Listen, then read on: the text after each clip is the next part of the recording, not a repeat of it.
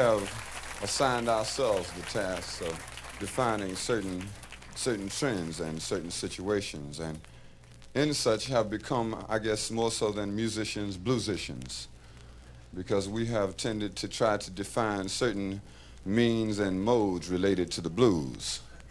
We attempted to define the lie detector blues. It's caught by Mayor Frank Rizzo. I understand that he is sick currently, and we send our coldest regards. The lie detector blues, and what Brian Jackson used to refer to as the ex officio blues. It's caught by Agnew,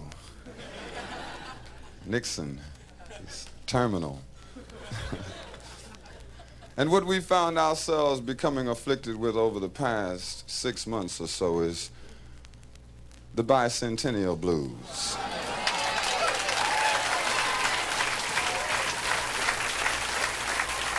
Some people think that America invented the blues, and few people doubt that America is the home of the blues, because the bluesicians have gone all over the world carrying the blues message, and the world has snapped its fingers and tapped its feet right along with the blues folks, but the blues has always been totally American as apple pie, as American as the blues, as American as apple pie. The question is why? Why should the blues be so at home here? Well, America provided the atmosphere. America provided the atmosphere for the blues, and the blues was born. The blues was born on the American wilderness. The blues was born on the beaches where the slave ships docked, born on the slave man's auction block. The blues was born and carried on the howling wind. The blues grew up a slave. The blues grew up as property. The blues grew up in Nat Turner visions. The blues grew up in Harriet Tubman courage. The blues grew up in small town deprivation. The blues grew up in big city isolation. The blues grew up in the nightmares of the white man. The blues grew up in the blues singing of Bessie and Billy and Ma. The blues grew up in Satchmo's horn, on Duke's piano, in Langston's poetry, on Robeson's baritone. The point is that the blues is grown.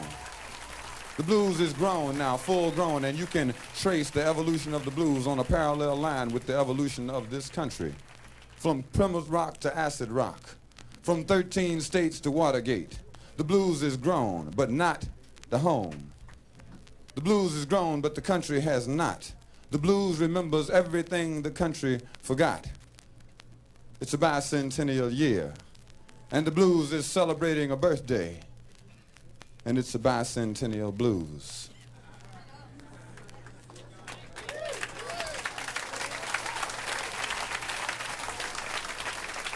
America has got the blues, and it's a bicentennial edition. The blues view might amuse you, but make no mistake, it's a bicentennial year. A year of hysterical importance. A year of historical importance.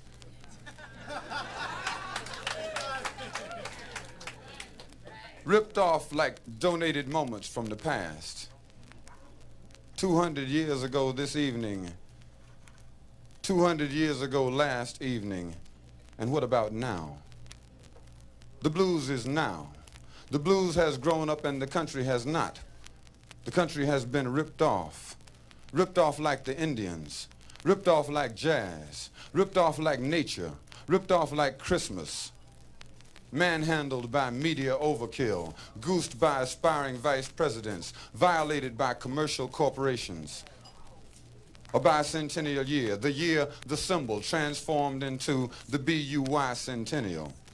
Buy a car, buy a flag, buy a map. Until the public in mass has been bludgeoned into bicentennial submission or bicentennial suspicion. I fall into the latter category. It's a blues year, and America has got the blues. It's got the blues because of partial deification of partial accomplishments over partial periods of time.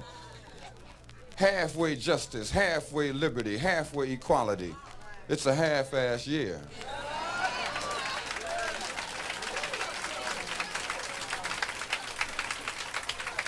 And we would be silly in all our knowledge, in all our self-righteous knowledge, when we sit back and laugh and mock the things that happen in our lives, to accept anything less than the truth about this bicentennial year.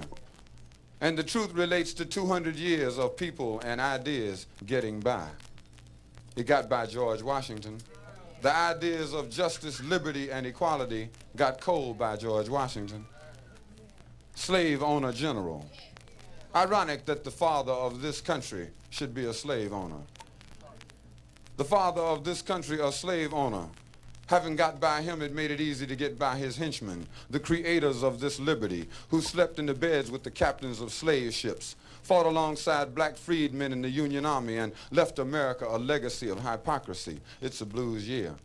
Got by Gerald Ford, oatmeal man.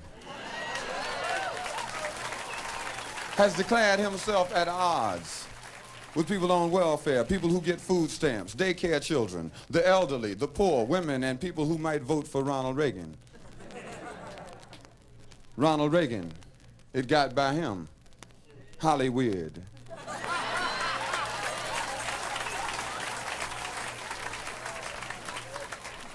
Acted like an actor, acted like a liberal, acted like General Franco when he acted like governor of California, and now he acts like somebody might vote for him for president.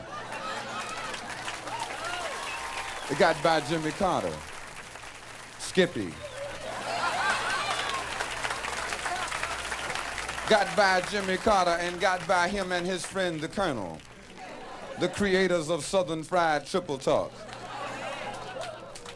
a blues trio. America got the blues. It got by Henry Kissinger, the international godfather of peace. A piece of Vietnam, a piece of Laos, a piece of Angola, a piece of Cuba. A blues quartet. And America got the blues. The point is that it may get by you for another 4 years, for another 8 years. You stuck playing second fiddle in a blues quartet. Got the blues looking for the first principle, which was justice. It's a blues year for justice. It's a blues year for the San Quentin Six, looking for justice. It's a blues year for Gary Tyler, looking for justice. It's a blues year for Reverend Ben Chavis, looking for justice. It's a blues year for Boston, looking for justice. It's a blues year for babies on buses. It's a blues year for mothers and fathers with babies on buses. It's a blues year for Boston. And it's a blues year all over this country. America has got the blues. And the blues is in the street looking for the three principles, justice, liberty, and equality. We would do well to join the blues, looking for justice, liberty, and equality. The blues is in the street. America has got the blues, but don't let it get by us. Thank you very much.